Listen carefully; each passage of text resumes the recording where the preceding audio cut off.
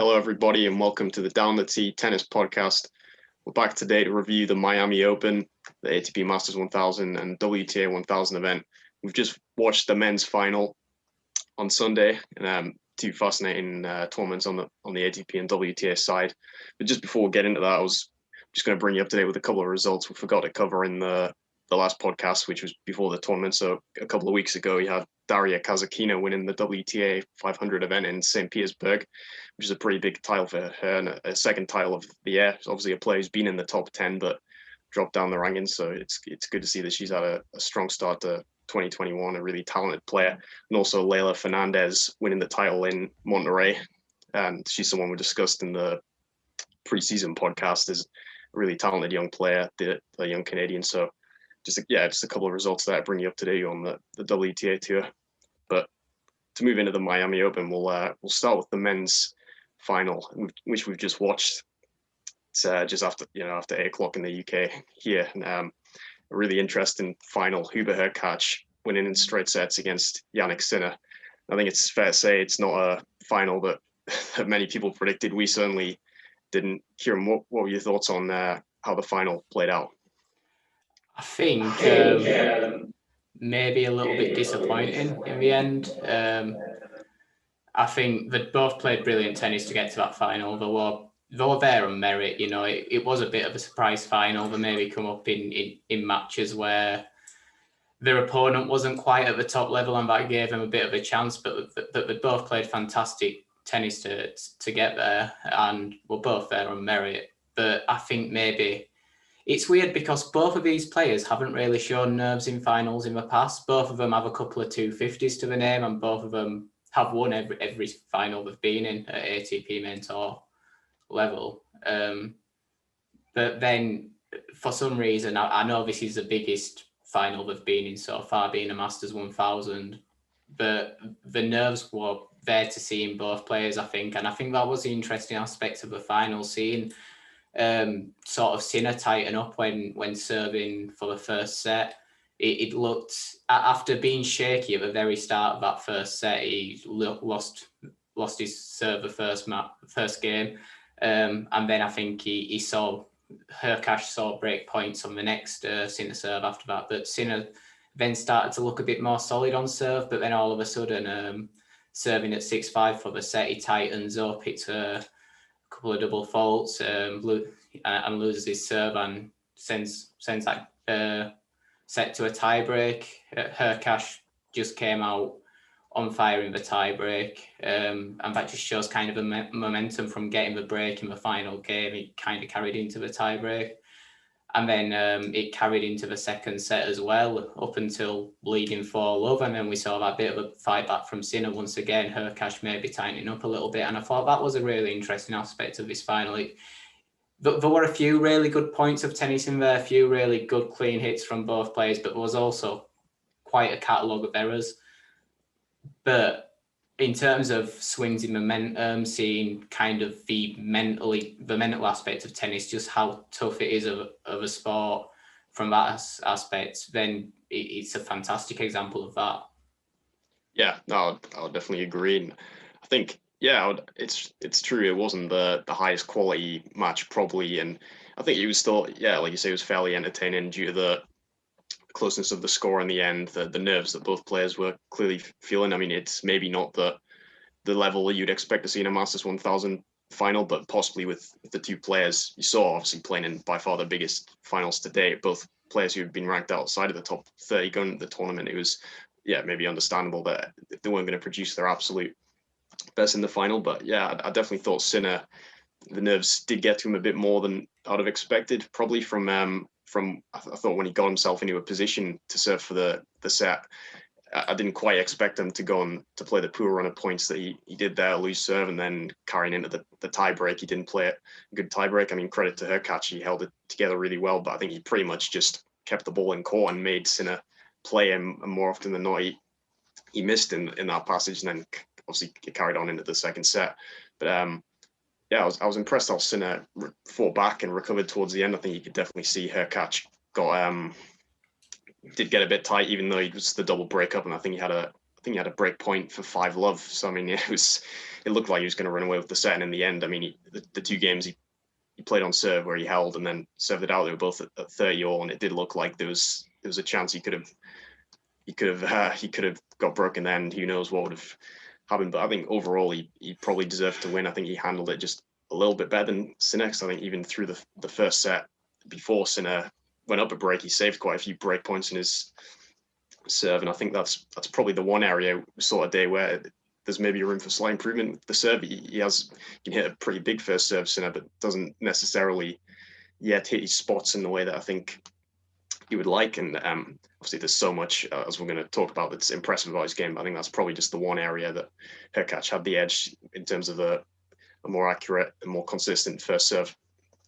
But no, an impressive final. But what were your thoughts on Hurkacz's run in general? Because I mean, he knocked some good players out, and I mean, when we were discussing contenders for the title before the tournament, we didn't really mention either of these players. Obviously, Sinner was on our radar as someone who would eventually compete for these titles, but certainly Hurkacz wasn't someone I expected to do this. Yeah, I think that's a really interesting aspect. But Hurkacz is a really solid player. He's shown this before. He's got a 2-0 lead over Dominic Thiem in that head-to-head.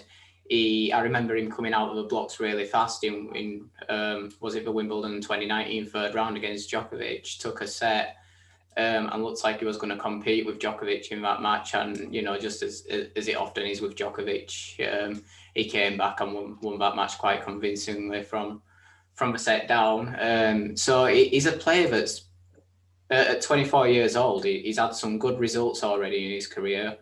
Like I say, he's already got titles to his name. He won Delray Beach. Another tournament took place in Florida in January. So maybe he should have been on his radar, but he slips under the radar, I think, in terms of sort of next gen talent, you know, between the ages of 20 and 25. It is very much under the radar, but it's interesting because like I think that post Djokovic, Nadal, Federer era is going to be a really interesting era. I know that there's a few talents that have already established themselves. Zverev, Tsitsipas, Medvedev, Rublev, that are all, you know, in the top 10 and look like the ones to take on that mantle. But I don't know, do you feel like the post-Djokovic, Nadal, Federer era is going to be a very different era of tennis rather than three dominant players?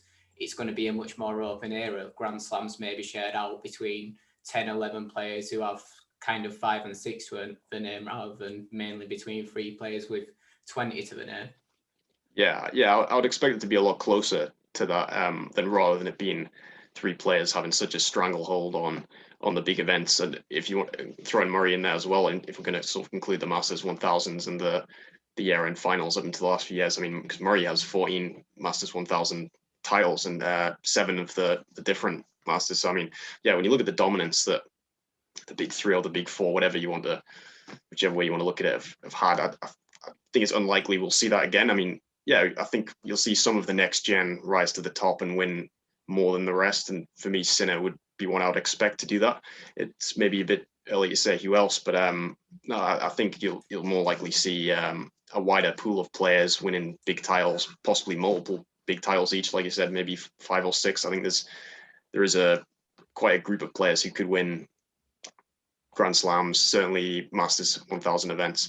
So I think it is going to be really interesting, and it's not going to be as dominated by 3 players, possibly because you've got a wider group of players. But I don't know if there's anyone in there I think we're talking about the 3 greatest players of all time in Federer, Nadal, and Djokovic, and also probably a top 10 player of all time in Murray you've had around in the same era. So I don't know whether it's ever going to happen again that you'll get players of that quality pretty much at the same age or within a few years of each other. So it's definitely going to be an interesting and different period, I think, once Nadal, Federer, and Djokovic retire. So just talking about one of the younger players, Jannik Sinner, I mean, an incredible tournament. Again, even though it was an open draw without the big 3 and Thiem, I didn't probably pick Sinner to get to a Masters 1000 final quite yet. And I mean, for me, his win against Roberto Bautista Agut in the semi-finals was extremely impressive against such a tough competitor and a player who is not going to give you anything. You have to rip the match away from him when he's playing that well, and that's exactly what Sinner did. Like, just how impressed were you by his run and some of his performances? I think just as you've mentioned, that match against Bautista Agut really does stand out in terms of coming up against another player that's is tested all the big guys, as Bautista Agut has been a tough opponent to some of the top players on the tour, and in a different era, he may have a lot more titles to his name. He's consistent. He moves really well. He'll make you play the ball. He'll make you lose the game. And when he got that break in the final set, I honestly thought just the nature of Bautista Agut, he's usually quite comfortable in that situation that he's decent at seeing out a match once it's in his hands. So I think that it's been widely talked about. I mean, I've heard the phrase 19 years old more in the last week and a half than I have in years before that, because commentators love to remind us that Sinner's 19 years old. But it is such an important point. I don't think we've seen a talent as mentally strong as him at 19 years old since the Nadals, Djokovic's, Murray's. Even Murray, I'm not sure he had Sinner's mental strength at that age. So yeah, I think that Bautista Agut match stands out, just the nature of the match. But he's played at an incredible level all tournament. The match against Bublik was a really entertaining match. Both players played well there. Felt a bit sorry for Bublik in the end. That's some of the best tennis I've seen him play and lose. So yeah, just an impressive run throughout the tournament. And I know he showed some nerves in the final, and that mental strength was tested more than we've seen it. But yeah, he's gonna be a factor in every big tournament come 3 or 4 years time, maybe even sooner.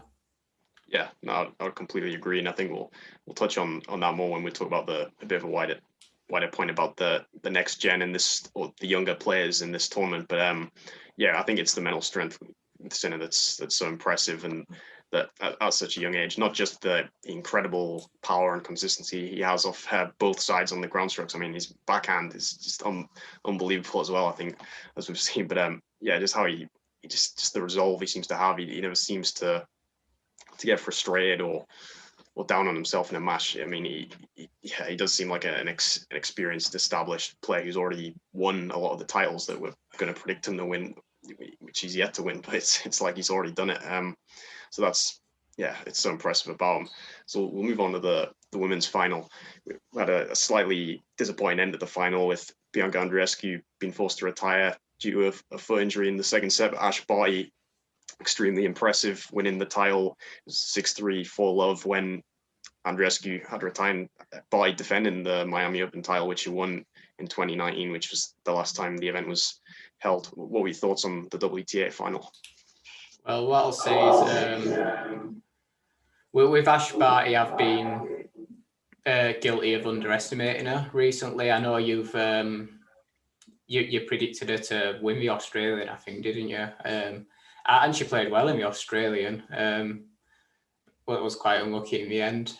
And I think did you predict her to win this one as well? I didn't, unfortunately, predict her to win this. I think we both went with Muguruza. Oh, yeah, we did. I definitely did. I think you did. But yeah, I think we definitely discussed her as one of the main contenders. But yeah,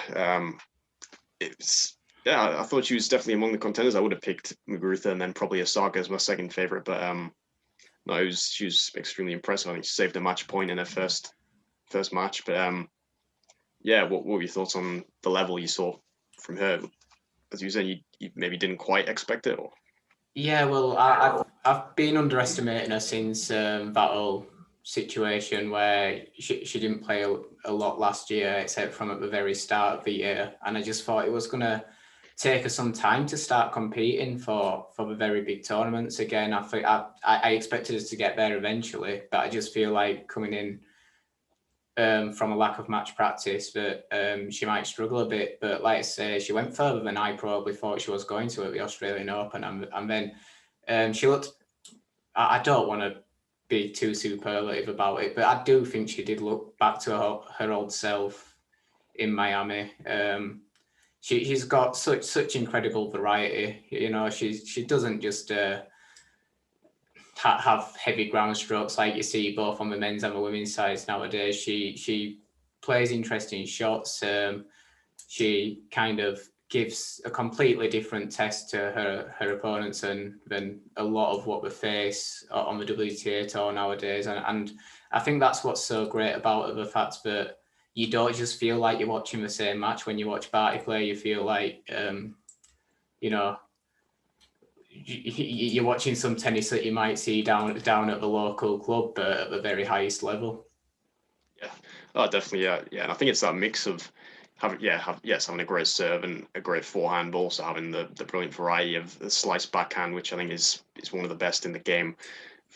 Great drop shots and feel good volley when she does come forward, and it improved her backhand as well, which was a slight weakness in the past, topspin backhand. So I mean, she has such a complete game, and I think she in some of the matches, certainly in the final up until the point Andreescu was unfortunately injured, she was still well on top. She was extremely impressive in the semis against Svitolina and then also against Sabalenka in the quarterfinals, which was a really good match. I think she did look more like a world number one. She looked like a world number one, which, I mean, there's been a lot of questions about whether she should still have the number one ranking. As you said, she didn't play for almost a year since the start of last year, and obviously with the adjusted system, she's still carrying some points from 2019, including a French Open title. So yeah, I mean, there's understandably been a few questions about that, but I don't think there's any doubt that she was the best player in this tournament, and she's been one of the standout players to start the season, along with Osaka and Gabini Muguruza. So extremely impressed with Barty. Also a fantastic run still for Andreescu. I think a lot of positives to take. Obviously a shame about the injury in the end, given all the injuries she's had in her young career, but a fantastic week nonetheless, to get back to a big final. And she won 4 3-set matches on the way. So I mean, she really had to dig deep a lot and spend a lot of time on court for a best of 3 tournament. But what do you think about Andreescu's run? Was it good to see her somewhere back to her best? Once again, I underestimated her going into the tournament. Like she wasn't even part of my thinking as a possible winner. I thought after such a long injury layoff and her return at the Australian Open, not looking, you know, she just wasn't really herself, I don't think. And once again, I thought she would get back to the level that she showed when she won the US Open eventually, and beyond that, but just not quite yet off that long an injury layoff. And I think it's such a shame the way that match ended. I hope it's not a sign that the injury problems are going to persist, because she's a great talent, and it was great to see her playing some of the best tennis again in Miami, and I hope that, you know, we see more of it this year. Yeah, that definitely. Yeah, I would agree with you. I wouldn't have necessarily picked her to win the tournament. I thought maybe she was an outside contender, but I probably wouldn't have expected her to have this sort of run quite yet in a comeback. So I think it's still definitely a really positive thing. And I think she said afterwards it was sort of a freak injury. She was feeling great physically going into the final. So hopefully it's just kind of a one-off issue. And I think she said she's really looking forward to the clay court season. We haven't seen a lot of her in the past, but apparently she's very good on clay as well. So it's going to be great to see to that heading into the clay court season. So just moving on to the sort of the rest of the draws in general, we can stick with the women's draw and talk about another great match to start with. It was involving Andreescu beating Maria Sakkari in a 3rd set tiebreak, which I'll probably say was my pick of the matches on the women's draw, maybe match of the tournament in either. Didn't watch much of it live, but I've seen sort of the extended highlights. That kind of brings us on to Maria Sakkari. I mean, we extremely impressed by what we saw from her this week. I mean, I didn't pick Maria Sakkari as a contender for the title. I mean, I know we discussed her preseason as a player who could rise up the rankings. But I mean, she had a fantastic win against Naomi Osaka in the quarterfinals, big win or in the first set. What do you think about Sakari? Yeah, I think we discussed the pre-season based on her into 2020, wasn't it? She had a great runs in multiple tournaments towards the end of last year, and I think we both thought that she'd be a factor at the start of this year. And it's maybe taken a little bit of time to show, but she has shown the levels that she did start to show towards the end of last year. I think, that match against Osaka, bagling her in the first set, seeing now a more competitive second set to beat her in straight sets. I think doing that against Osaka looks kind of impossible this year with the way she started the year. So really impressed there. I mean, to push Andreescu all the way in the semi-finals in what was a match of, a great level from both players. It was one of those where if you could, if a tennis match could be decided as a draw, then you wouldn't argue with it. I think she's like I say, she's gonna crop up in the later stages of more tournaments going forward this year. Yeah, definitely. I think, like you say, in that semi-final, it really could have gone either way. I think she served for the match, but was broken to love. I mean, but against Osaka, I think that ended Osaka's 23 match winning streak. I mean, she hadn't lost since the Fed Cup last year. I think it was in February. So I mean, obviously an extremely impressive run she'd been on, all on hard courts as well. So that was an exceptional performance from Sakkari, and I think. Yeah, I've been saying Sakari. I don't know whether it is Sakkari or Sakari. We'll have to check that. But I know just when you look at her game, she's such a great athlete to start with. But I mean, she has a very good serve for her height, and just her ground strokes are absolutely unbelievable. And the movement, obviously, just to mention in a match in the fourth round, she saved 6 match points against Jessica Pegula in the world, pretty much with incredible winners or huge ground strokes. I mean, that was one of the more incredible matches I've seen in terms of match points saved. It wasn't really Pegula choking, which usually, if when you see that number of match points saved, that you usually get a bit of help from your opponent, but that wasn't really the case. So I think she can be a top 10 player. Sakkari, definitely. So just moving on to the men's draw, we said we're going to discuss a bit more about the young ATP players.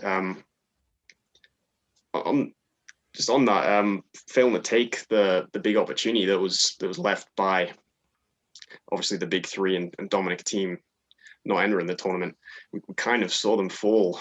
The guys we discussed as the main contenders for the tournament: Daniil Medvedev, Tsitsipas, Andrei Rublev, and even I think we mentioned Shapovalov before the tournament as well. We kind of saw them fall one by one, most of them to Hurkacz. So I think maybe reluctant. When I was watching these matches for not giving Hurkacz credit, but I think, do you think it was a factor than knowing how big an opportunity it was, and it kind of got them? Medvedev maybe less so. He just looked a bit drained against Bautista Agut. But what were your thoughts on those group of players? I think for Medvedev, it was definitely a few physical issues creeping in. Was it against Alexei Popyrin in the third round? We saw him take a medical timeout. He then came through tier 4, but I think he was a bit spent by the time that quarterfinal against Bautista Agut came around, and against a player that's, he plays very physical tennis. He doesn't give away points easily, so you're going to be hitting a lot of balls. You're going to be moving a fair bit. You can't go into a match like that if you're spent physically. With Stefanos, I don't like to be too partisan when it comes to these things. When there's not a player that I usually support, which is pretty much just Andy Murray, maybe Dominic Thiem a bit in a draw.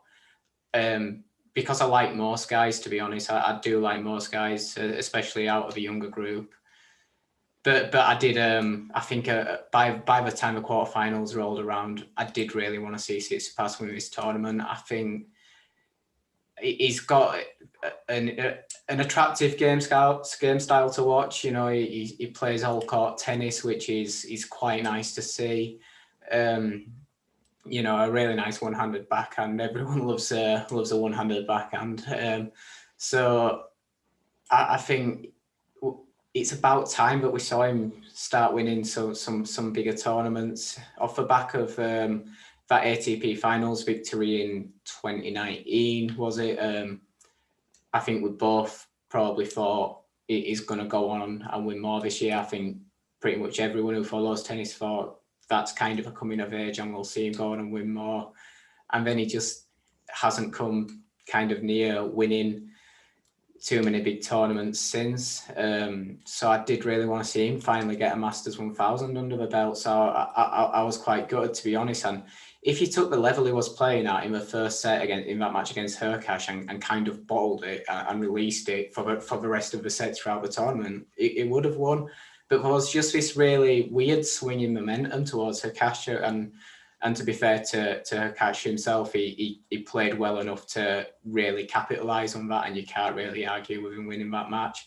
As for Shapo, I'm just going to stop predicting. I predicted him to finish in the top 10 end of year rankings. I'm not sure that's going to come in. I've been predicting him to go far in tournaments just because I feel like it's really time for him to step up and start winning tournaments, but it's really not looking that way. He'll play really impressive tennis for one or two games and for one or two matches, and then just perform below his best in the next one. Yeah, no, I would echo a lot of what you said. I mean, first of all, on Medvedev, I don't think it's a big concern from his point of view. Obviously, he's already got 3 Masters 1000 titles under his belt, and I just think, like you said, physically wasn't quite 100%. And also, I think he does struggle a little bit with the matchup against Bautista Agut. Obviously, he has an 0-3 record against him now. I mean, and some people said he kind of just does what Medvedev does to a lot of other players, and Medvedev doesn't really enjoy playing against someone who's hard to hit through, which I think is the case. But I think then even so with when Medvedev went out the draw, that you'd think that opened it up even more for Tsitsipas and Rublev, who obviously have a terrible record against Medvedev. So knowing that they didn't have to play him in the final, I think that must have been a factor, because that happened just before that. They both played Hurkacz for Stefanos, who was in the semi-finals, and Rublev in the quarterfinals, and Rublev in the semis. And I know Rublev said afterwards he struggled to handle the pressure. Tsitsipas basically said he self-destructed, and yeah, I would agree with you. I'll admit I like Tsitsipas. I would have liked to have seen him win the title. He hasn't won a Masters 1000 title, like you said. He won the big title, obviously, at the ATP Finals in 2019, but he's been on a bit of a title drought since then. I think since he's lost to Borna Coric at the US Open, where he had 6 match points, he's had a few concerning losses that I think he's carried a bit of mental baggage along, where he's lost close matches or lost from winning positions. I mean, saw a bit in the Acapulco final against Zverev. He had leads, I think, in opportunities in both the sets. But he did seem to get back on track at the Grand Slams. Had a couple of great runs to the semi-final. So it's just a bit went down from Tsitsipas. Generally impressive results, but it was a slightly concerning loss for me against Hurkacz, the way he let it slip away, because he was in such control of the match. I mean, he was dominating. I think he had a 6-1 head-to-head against Hurkacz heading into it. So for me, I mean, that was a bit of an inexplicable loss. And you could say a bit the same for Rublev, but he's played a lot less Masters 1000 events, and obviously I think Hurkacz did play really well in that match. Rublev just struggled a bit, but I think it was either of those guys' title to win. It did definitely get to them a little bit. And as for Shapovalov, yeah, I would agree. I mean, it's quite frustrating, but because the level seems to be there. I mean, he's producing a top 10 level at times. But he just, again, I don't know if Hurkacz, I watched a bit of it. Hurkacz played well in that match. I thought Shapovalov, he was right there, but just in the pressure moments, he does seem to have some issues, and he's going to have to overcome that. Obviously, I think we talked about it last time. He's terrible record in semi-finals. I don't know if maybe we should mention Alger Aliassime in this discussion as well. He lost to Isner in 2 tiebreaks. Obviously, Isner is an extremely tough opponent, particularly in the American Masters 1000 events, but he made some bad errors in the tiebreaks. Felix, after he played a great match up until that point, it was just a couple of really loose points under pressure. So, I mean, I think he's got a bit of the same issue as Shapovalov, and maybe I'll be reluctant to group him in with Tsitsipas because he's won a lot more titles, but I think mentally there's just a few question marks over some of those those younger guys. But yeah, I mean, Sinner, as we said, he's the one who held it together, and probably not the one we'd expect, being quite a bit younger than everyone else. Hurkacz, 24 as well. He's got a bit more experience, but I personally didn't see him in that group as being a potential Masters 1000 winner or a top 10 player, but I think he certainly could be that now. So I think that pretty much brings us to the end on the Miami Open. It's been an interesting tournament, definitely. Two interesting draws. Now we'll pretty much move into the European clay court season. So are you looking forward to the European clay season, Kieran? I'm kicking off with a couple of events next week in Marbella and Cagliari in Italy, and then the week after it's straight in Monte Carlo for the next Masters 1000. I really do enjoy a bit of clay court tennis. Not everyone says that, but I think that's just people who don't like Rafa and the fact that he wins almost everything worth winning on clay. He's a different surface. It's a bit slower. The ball bounces up much higher. You see a lot more baseline to baseline stuff. You don't really see serve and volley producing much success. So it's important to have different surfaces on the tour, even amongst the same surface, even amongst hard courts. It's important to have hard courts that play at different speeds with different bounces, just because it throws it. It's one of the things that's so great about this sport, the fact that there's different surfaces, and those surfaces can have an impact on who's a favourite, on the type of tennis that you've got to play. So it's not really, I mean, you can say in football a bit in terms of, how the quality of the pitch, but it's nowhere near the same as tennis, and I know the sport is the same as tennis with that. So I'm looking forward to seeing a bit of clay court tennis for definite. Yeah, definitely. So thank you very much for watching, everyone. We'll definitely be back during the clay court season, possibly before Monte Carlo with a preview, but definitely at some point during or after that tournament. So thanks for watching. We're available obviously on YouTube and a range of podcast platforms, which you'll be able to find in the description of the video on YouTube or on the Down the Tee Tennis Podcast Twitter account. So thanks again for watching, and we'll see you next time.